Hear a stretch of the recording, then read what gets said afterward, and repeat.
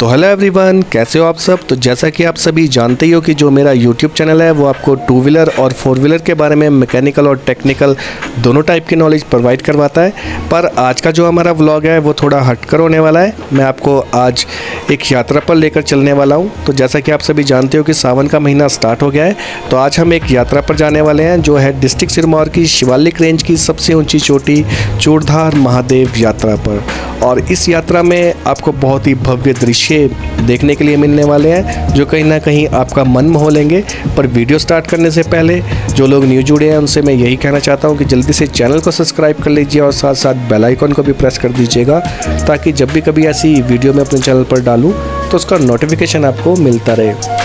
और साथ साथ तो मैं आपको ये भी बताना चाहता हूँ कि इस वीडियो में मैं आपके साथ वो बातें भी करने वाला हूँ, जैसा कि आप टू व्हीलर पे जा रहे हो तो आपको किन किन चीज़ों का ध्यान रखना है, आपकी बाइक में क्या क्या चीज़ें होनी चाहिए, आपको किस टाइप के कपड़े लेकर चलना है अपने साथ, और अगर आप फोर व्हीलर में जा रहे हो तो उसके लिए भी आपके लिए क्या सेफ्टी प्रिकॉशन रहेंगे। हर चीज़ के बारे में डिटेल में बात होगी।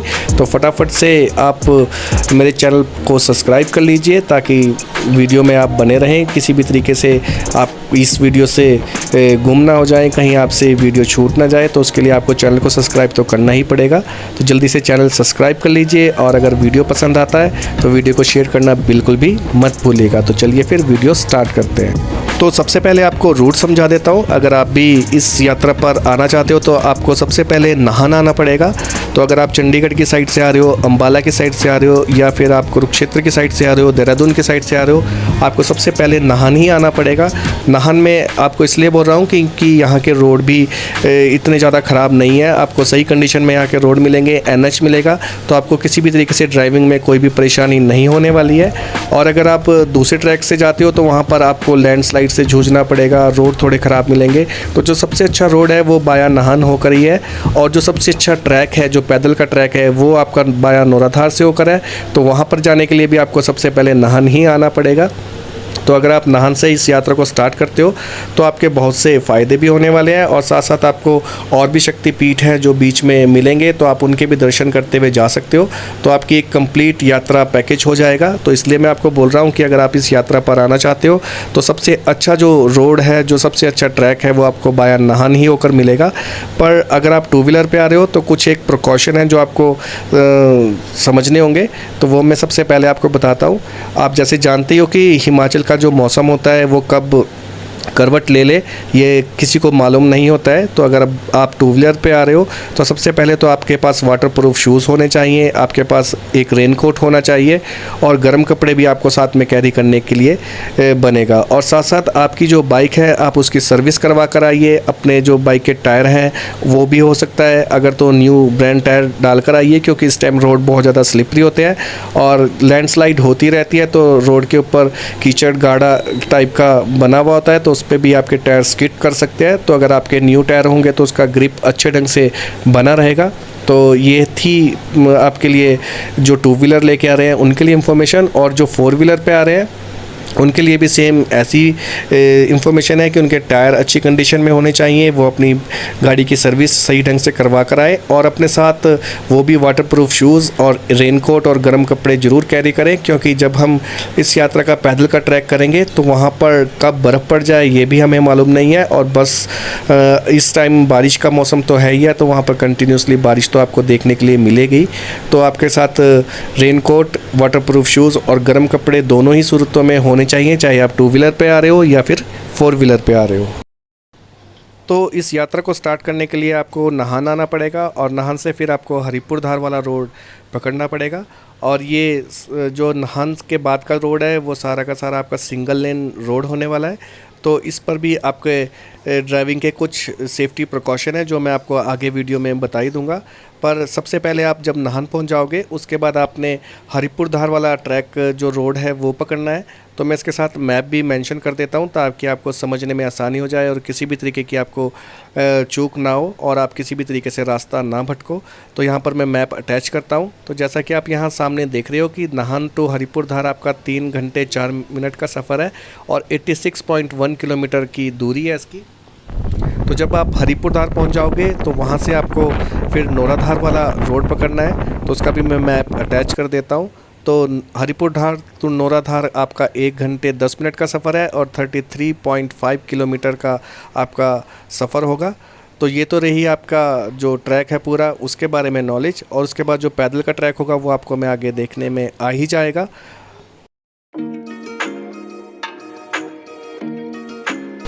तो ये आप सामने देख रहे हैं बाबा बुढ़ोलिया जी महाराज का मंदिर। यहाँ की मानता है कि अगर यहाँ पर आप सच्चे दिल से कुछ भी मुराद मांगते हैं तो वो पूरी हो जाती है।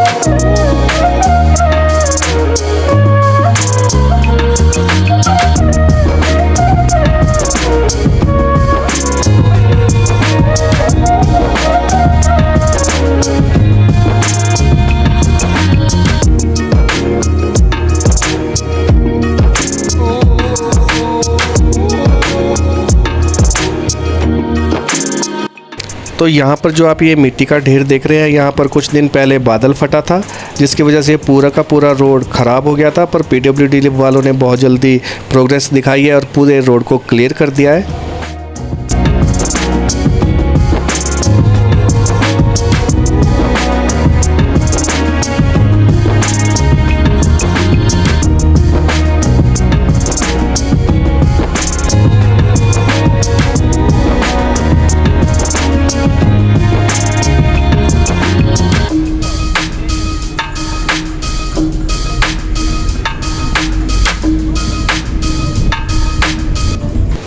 यहाँ पर आपको सामने जो बोर्ड दिख रहा है, यहाँ से श्री रेणुका माता और परशुराम भगवान का मंदिर के लिए रास्ता जाता है, जो आपका सतयुग के टाइम का मंदिर है। और यहाँ की मान्यता भी ये है कि अगर आप सच्चे दिल से यहाँ पर कोई भी मुराद मांगते हैं तो वो पूरी हो जाती है। तो यहाँ पर अगर आप बस से इस यात्रा पर आना चाहते हो तो आप सामने देख ही रहे होंगे कि नाहन डिपो की HRTC की बस जा रही है। तो अगर आपके पास 2 व्हीलर या 4 व्हीलर नहीं है और फिर भी आप इस यात्रा पर आना चाहते हो तो आप नाहन से डायरेक्ट हरिपुर धार की आपको बस मिल जाएगी और हरिपुर धार से आपको नोरा धार की बस मिल जाएगी। और उसके बाद जो पैदल का ट्रैक है वो 18 किलोमीटर का होता है। तो आप इस तरीके से भी HRTC के साथ इस यात्रा को पूरा कर सकते हो। तो अगर आप बस के साथ ये यात्रा करना चाहते हो तो नाहन डिपो से आपको इस यात्रा के लिए बस भी मिल जाएगी।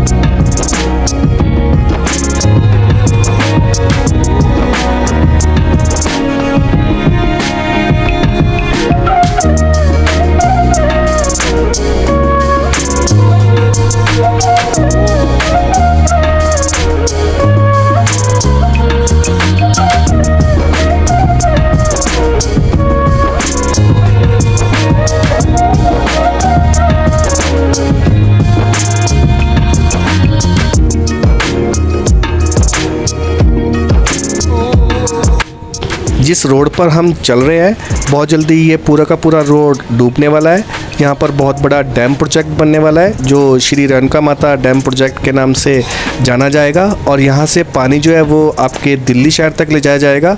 तो दिल्ली वासियों की प्यास बहुत जल्दी हिमाचल के पानी से बुझने वाली है।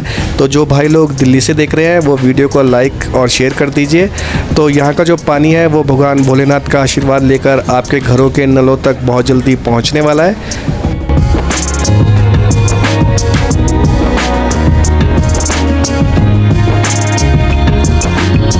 यहाँ पर आप जूम कर देख सकते हैं श्री रेणुका माता डैम प्रोजेक्ट के नाम से बोर्ड भी लगा हुआ है।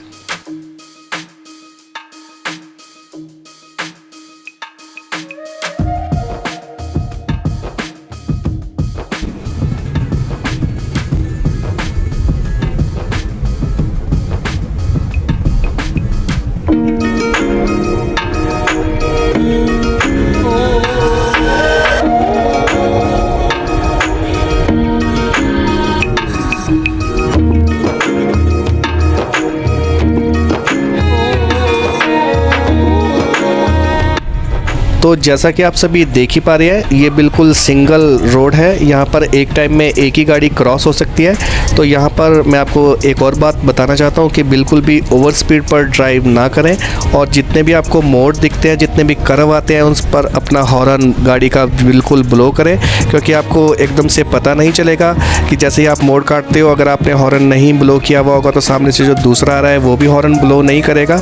तो ऐसे में एक्सीडेंट हो सकता है, और पैनिक सिचुएशन में अगर आप ब्रेकिंग करते हो तो ऐसे में आपकी गाड़ी रोड से बाहर भी निकल सकती है। तो ऐसे में बहुत बड़ा हादसा भी हो सकता है। तो यही कहना चाहूँगा कि ऐसे रोड पर आप बहुत स्लो स्पीड पर ड्राइव कीजिए, ओवर स्पीड पर ड्राइव मत कीजिए, और जितने भी आपको मोड़ आते हैं, जितने भी कर्व आते हैं, उस पर हॉर्न ब्लो करना बिल्कुल भी मत भूलिएगा।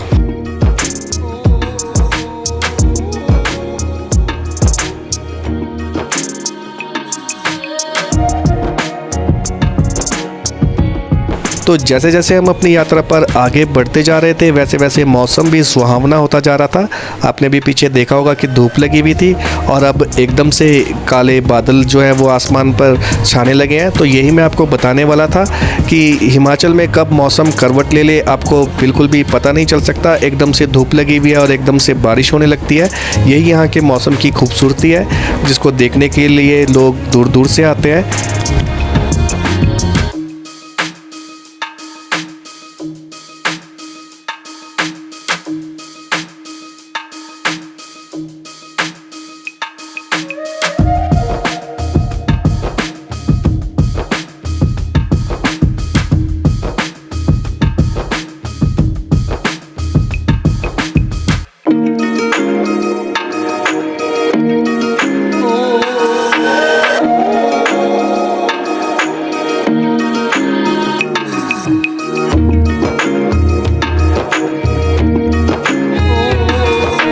आप जब भी पहाड़ों की यात्रा करते हो तो यहाँ का जो मौसम है वो कहीं ना कहीं हमारे दिल को लुभा ही लेता है, क्योंकि ठंडी ठंडी हवाएं जब आपके चेहरे के साथ टकराती है तो उसका जो मज़ा है वो शब्दों में हम बयान नहीं कर सकते हैं। और जैसे जैसे हम अपनी यात्रा पर आगे बढ़ते जा रहे हैं, हमारी जो हाइट है वो भी एकदम से बढ़ती जा रही है। तो अगर आप बिल्कुल प्लेन एरिया से आते हो तो मैं आपसे यही कहना चाहूँगा कि आप छोटे छोटे गैप में इस यात्रा को कंप्लीट कीजिएगा। अगर आप दिल्ली से आ रहे हो तो एक स्टे आप नाहन शहर में मार सकते हो, और दूसरा स्टे आप फिर नौराथार वाले जो शहर है जहाँ से ट्रैक का आपका शुरू होगा इस यात्रा के लिए, वहाँ पर मार सकते हैं। वो मैं इसलिए कहना चाहता हूँ कि हमारा जो बॉडी है वो 24 घंटे लेता है किसी भी एटमॉस्फेयर के हैबिचुअल होने में। अगर आप एक ही दिन में ये पूरा सफ़र कर लोगे तो हो सकता है जब आप पैदल का ट्रैक स्टार्ट करो तो आपको कुछ कॉम्प्लिकेशन आ जाए, आपको ऑक्सीजन की कमी महसूस हो, आपकी बॉडी हील अप ना कर पाए एकदम से, और आपको आपकी बॉडी में पेन होना शुरू हो जाए। तो इसलिए मैं कह रहा हूँ कि अगर आप दिल्ली जैसे शहर से आ रहे हो जहाँ पर ऐसी पहाड़ियाँ नहीं होती है और आप इतनी ज़्यादा हाइट के आदी नहीं हो, तो एक स्टे आप नाहन में कर सकते हो, दूसरा स्टे आप नौराधार पे कर सकते हो। तो 2 दिन में आपको थोड़ा पहाड़ियों पर रहने का आपको पता चल जाएगा, आपकी बॉडी भी हैबिचुअल हो जाएगी इस एटमॉस्फेयर के लिए। और उसके बाद जो पैदल का ट्रैक है 18 किलोमीटर का, जब आप वो करोगे तो आपको किसी भी तरीके की कोई भी कॉम्प्लिकेशन आपकी यात्रा में नहीं आएगी।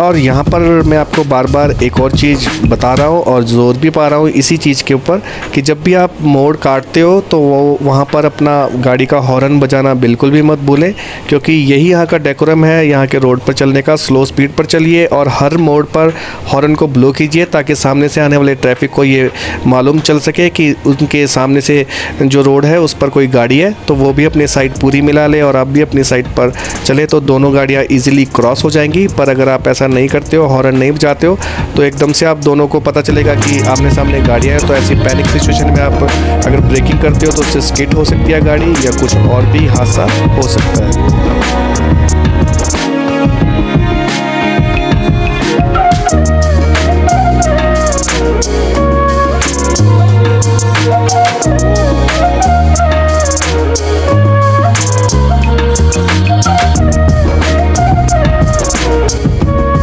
यहाँ पर एक और इन्फॉर्मेशन, अगर आपको अपने आंखों के आगे बहुत ही खूबसूरत नज़ारे दिखें और आप उस पर आपका ध्यान जा रहा हो, तो मैं आपसे यही कहना चाहता हूँ कि अपनी गाड़ी को कहीं साइड में पार्क कर उसके बाद इन नज़ारों का लुत्फ़ उठाइएगा। अगर आप ऐसा नहीं करते हो तो इन नज़ारों को देखने के चक्कर में कब गाड़ी रोड से बाहर हो जाएगी इसका पता भी नहीं चलेगा। तो जब भी कभी आपको खूबसूरत नज़ारे दिखे और आपका मन करे उनको देखने का, तो गाड़ी को साइड में पार्क कीजिए, उसके बाद ही इन खूबसूरत नज़ारों का लुत्फ़ उठाइए।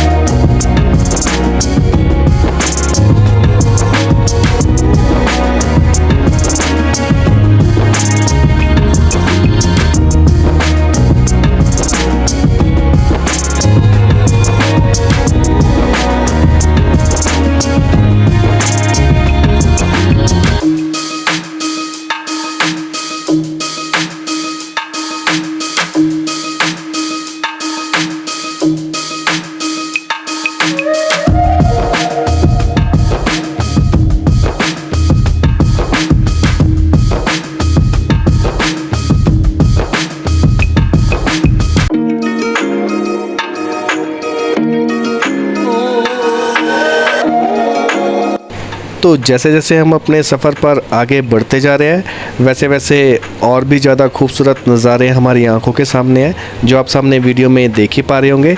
तो अगर यहाँ तक आप वीडियो में बने हुए हैं तो प्लीज़ वीडियो को लाइक और शेयर कर दीजिए, ताकि और लोग भी इस यात्रा का आनंद उठा सकें और वो भी इस यात्रा के रोड मैप के बारे में और ट्रैक के बारे में जान सकें, ताकि जब कभी उनको इस यात्रा पर आना हो तो किसी भी तरीके की कोई भी दिक्कत या परेशानी उनको ना हो।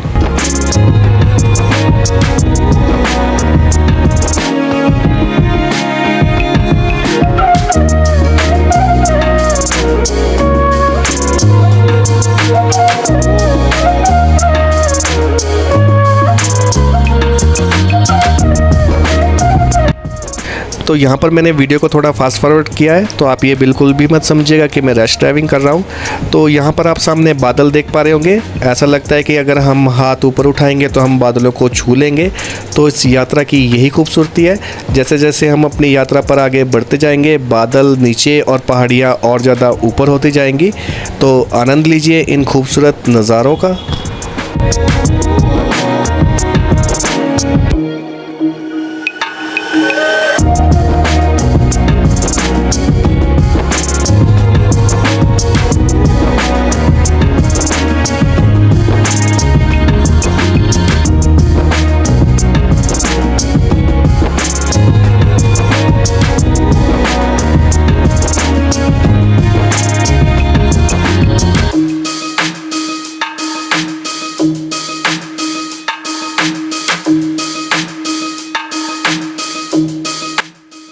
तो अब ड्राइव करते हुए काफ़ी लंबा टाइम हो गया है, तो अब मैं सोच रहा हूँ कि एक छोटा सा टी ब्रेक ले लिया जाए।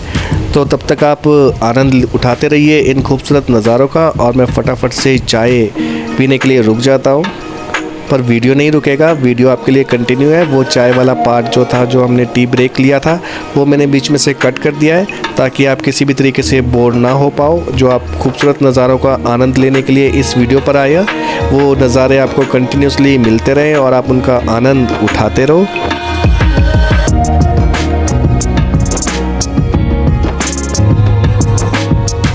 क्या आपको भी ऐसा लगता है कि भगवान ने बड़े फुर्सत में इन पहाड़ों को बनाया है? आप सामने देख ही पा रहे हैं कितने खूबसूरत पहाड़ हैं, और उनके ऊपर जब ये बादल घूम कर आते हैं तो कहीं ना कहीं दिल छू लेते हैं। यही खूबसूरती है हमारे पहाड़ों की, और इन पहाड़ों की खूबसूरती ऐसे ही बनी रहे। तो उसके लिए मैं आपसे एक रिक्वेस्ट करना चाहता हूँ कि जब भी आप कभी भी किसी भी हिल स्टेशन में किसी भी यात्रा पर जाएं, तो अपने साथ जो भी आप कैरी बैग लेकर जाते हैं, पॉलीथीन या फिर कोल्ड ड्रिंक की बोतल्स, इन सबको आप ऐसे ही कहीं पर भी थ्रो मत कीजिए। आप अपने साथ एक और कैरी बैग रखिए, जिसमें आप अपना वेस्ट, जो आपका जितना भी पॉलीथीन है या फिर कोल्ड ड्रिंक की बोतल्स वगैरह है, उसको कलेक्ट कर सके। और जहाँ पर भी आपको डस्टबिन दिखता है वहाँ पर आप उसको डाल सकते हो। अगर आप ऐसे इन छोटी छोटी बातों का ध्यान रखोगे तो ये खूबसूरत नज़ारे हमारे आने वाली पीढ़ियों को भी देखने के लिए मिलेंगे। और अगर हम इन चीज़ों को निगलेक्ट कर देते हैं तो कहीं ना कहीं हम प्रकृति के साथ खिलवाड़ करेंगे, और ये खूबसूरत नज़ारे हैं जो ये हम खो देंगे।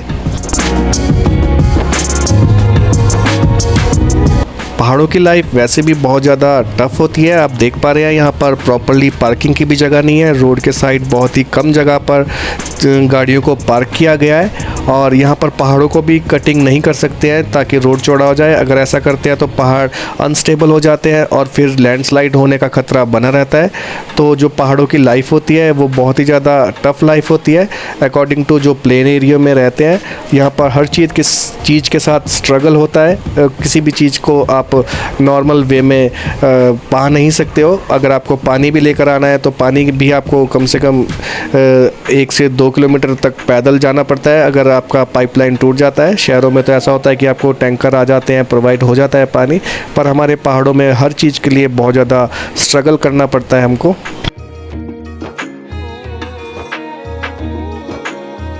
और शायद जो हमारा स्ट्रगल है यही हमारी स्ट्रेंथ, हमारी ह्यूमनिटी और हमारे सेहत का राज है। क्योंकि पहाड़ के लोग आपने सुना ही होगा कि हर चीज़ से बहुत ज़्यादा स्ट्रांग होते हैं। तो उनकी स्ट्रांगनेस का सबसे बड़ा जो राज है वो यही है कि यहाँ के जो लोग होते हैं वो बहुत ही हार्ड वर्कर होते हैं, क्योंकि उनको हार्ड वर्क करना ही पड़ता है। अगर उनको अपनी दिनचर्या चलानी है तो हार्ड वर्क तो करना ही पड़ेगा और यही हमारी सेहत का राज भी। तो यहाँ पर ट्रक वाले भाई साहब बड़े तेज़ी में थे तो मैंने सोचा कि मैं ही अपनी गाड़ी थोड़ा रिवर्स कर लेता हूँ, तो उनको साइड दे दी मैंने। तो अब हम जिस वाली पहाड़ी पर ड्राइव कर रहे हैं ये पूरा का पूरा थिक फॉरेस्ट है। यहाँ पर आपको देखने के लिए मिलेगा जंगली भालू भी आपको रोड के ऊपर चलते हुए कभी ना कभी मिल ही जाएंगे, और तेंदुआ तो यहाँ पर आम ही है। तो ये सारा का सारा जो फॉरेस्ट वाला एरिया है वो वाला एरिया है, और यहाँ पर सारा जो आपको पहाड़ देखने के लिए मिलेंगे ये थिक फॉरेस्ट में ही आता है।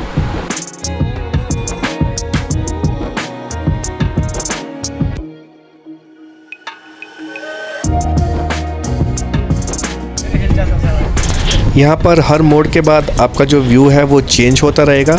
जैसा कि आप सामने देख पा रहे हैं, अभी पीछे जो व्यूज़ थे आपके वहाँ पर आपको गंजे पहाड़ दिख रहे थे, तो यहाँ पर आपको हरे भरे थिक फॉरेस्ट वाले पहाड़ दिख रहे हैं। सामने आप देख पा रहे होंगे कि यहाँ पर लैंडस्लाइड हुआ है। तो बारिशों में ऐसे लैंडस्लाइड आपको अमूमन देखने को मिलते ही रहेंगे। तो यहाँ पर एक और इन्फॉर्मेशन है आपके लिए कि जब भी कभी आप अपनी गाड़ी को पार्क करें तो बिल्कुल साइड देख कर करें। जो आपका पहाड़ी वाला एरिया है वहाँ पर अच्छे ढंग से नज़र मार लें। अगर आप ऐसे में नीचे पहाड़ के नीचे ही गाड़ी खड़ी कर देते हो और ऊपर से लैंडस्लाइड होती है तो आपकी गाड़ी उसमें दब सकती है। तो जहाँ पर आपको थोड़ा खुला स्पेस मिले, जहाँ से आपको थोड़ा दूर तक नज़र आ रहा हो, तो वहीं पर अपनी गाड़ी को पार्क करें। पहाड़ी के साथ बिल्कुल सटाकर अपनी गाड़ी को पार्क बिल्कुल भी मत करें। और जो ढांग वाली साइड है उसमें भी आप अपनी गाड़ी को बिल्कुल मिलाकर पार्क नहीं करें, क्योंकि बरसात के मौसम में जो आपके पहाड़ है वो कच्चे हुए होते हैं। तो ऐसे में आपकी गाड़ी वहाँ से नीचे भी जो ढांग है वो बैठ सकती है और आपकी गाड़ी नीचे गिर सकती है। तो दोनों सूरतों में आप देखकर ही अपनी गाड़ी को पार्क करें। तो जब आपने पहाड़ी वाले साइड में लगानी है तो ऊपर से देख ले कि कोई ऐसा पत्थर या कोई ऐसा ट्री तो नहीं है जो गिरने वाला है। और अगर ढांग वाली साइड में लगानी है तो वहाँ पर भी मेक श्योर करें कि वो ढांग कच्ची तो नहीं है, कहीं आपकी गाड़ी के वेट से वो ढांग बैठ तो नहीं जाएगी। तो अभी तक जो रोड था हमारा वो मेटल था, और अब आपको देखने के लिए मिल रहा होगा कि अब रोड जो है हमारा वो बिल्कुल ऑफ रोड हो गया है। और अब छोटी छोटी सी वाटर क्रॉसिंग भी आपके रास्ते में आपको आने वाली है। तो जब आप ऐसी यात्रा पर जाते हो तो आपको दोनों तरीके से प्रिपेयर होने की ज़रूरत है। आपको ऑफ रोडिंग का भी ड्राइविंग स्किल आना चाहिए। और अभी 3 बजे का टाइम हो रहा है और आप देख पा रहे होंगे कि मेरी गाड़ी की जो हेडलाइट्स है वो मुझे ऑन करनी पड़ रही है, क्योंकि यहाँ पर फोगी सी टाइप का जो मौसम है वो हमेशा ही बरसातों में बना रहता है। और ऐसे में आप ज़्यादा स्पीड पर भी ड्राइव मत कीजिएगा, क्योंकि रोड बहुत ज़्यादा स्लिपरी होता है। तो अगर ऐसे में आप स्पीड पर ड्राइव करते हो तो जब मोड़ पर आपको ब्रेकिंग करनी पड़ेगी तो ऐसे में आपकी गाड़ी स्किड भी हो सकती है। तो जो यहाँ का स्टैंडर्ड स्पीड है वो 20 किलोमीटर की स्पीड पर ही आप ड्राइव कर सकते हो, क्योंकि एक तो रोड ऑफ रोड है और ऊपर से यहाँ पर बरसात के मौसम में रोड थोड़ा स्लिपरी होता है। तो 20 किलोमीटर की स्पीड आपके लिए अच्छी स्पीड मानी जाती है ऐसे कच्चे रोडों के लिए। तो इससे ज़्यादा ओवर स्पीड पर आप ड्राइव बिल्कुल भी मत कीजिए।